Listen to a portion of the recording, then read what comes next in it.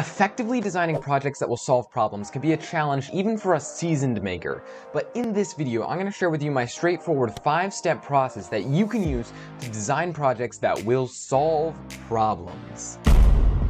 So step 1 in our 5-step process is reverse engineer, or simply observe. So what you're doing in this phase is you're not getting bogged down with exactly what your project will look like or how you're going to make it. What you're focusing on is what problem it needs to solve. So this might seem obvious at first, but when you start thinking about it, you realize you may not know exactly what you're even trying to do. You're getting laser focused on the one thing you need to solve, so you create one functional problem-solving project. One functional part, and you eliminate all of those additional features that may seem cool and are even really useful at the time, but you can easily get too stuck on those on a random tangent over here when the main goal is never really addressed. That's what you want to take out, and then at the end you can add in these auxiliary functions on top without risking hampering the original intent.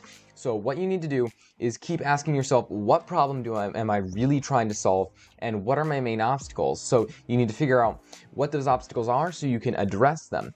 If you know exactly what you're trying to do, it's going to be much easier for you to design something to solve that problem, because you're not like, well, what if I want to do this? And should I add this into it? Because if you keep getting those other things coming in, it's going to take you a lot longer to get to your goal. And you may even end up creating a project that is completely way over here with only a little touch on what you're really trying to solve. So laser focus, that's step 1, reverse engineer, so you know exactly where you're trying to go. But before we move on, I just want to make sure that you know that in the description down below, there are extra video resources and links, as well as timestamps that you can use to jump around to various parts in the video. Welcome to Maker Brain. I'm Eli Tennant, and on this channel, I help you access and implement your creativity through DIY projects.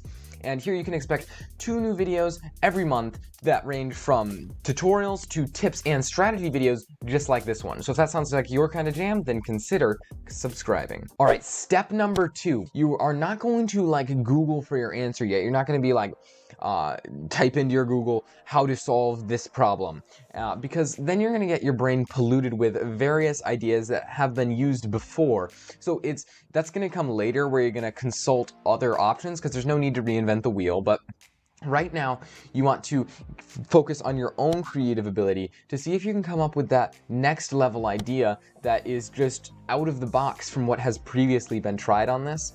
So you want to go through creating several ideas on your own, all focused around that main idea task. So you don't want to get too attached to one idea, because when you start diving deep into one idea, maybe it was just one that seemed cool to you or you'd seen done before and you just kind of got attached to it. That's not really good for finding the best problem-solving solution. It might find the coolest problem-solving solution, but you won't never know if the super simple yet super effective idea is just around the corner. Leave a bunch of options open. And don't get bogged down with the details yet. You're just trying to figure out everything that could be done. You're kind of thinking about how you can manufacture it now, or how it's going to be done, what it's going to look like. You're getting a form to that idea. It's not just like a black box that accomplishes a task like before. Now we're thinking of real solutions, but we haven't really put pencil to paper because that takes a lot of time. And now that brings us to step number 3, which is research. So I'm not trying to contradict what I said earlier, but now you're going to jump into Google.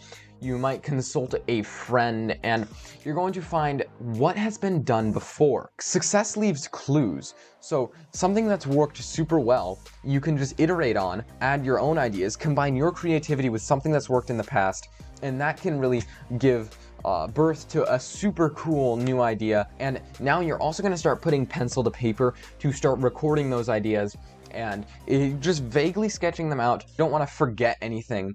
You've got, maybe you're going to use this idea you got from Google combined with idea of yours number 2, or maybe the thing that you used in the past and then the thing that your friend suggested mixed with the little tweak you added, and all that together is going to create several really cool ideas that implement past successful things with new ideas that could really be a game changer. If the first two steps in this process already sound like something you're going to want to follow to create problem-solving solutions, then let me know your satisfaction by smashing the like button. So step 4 is Magnify.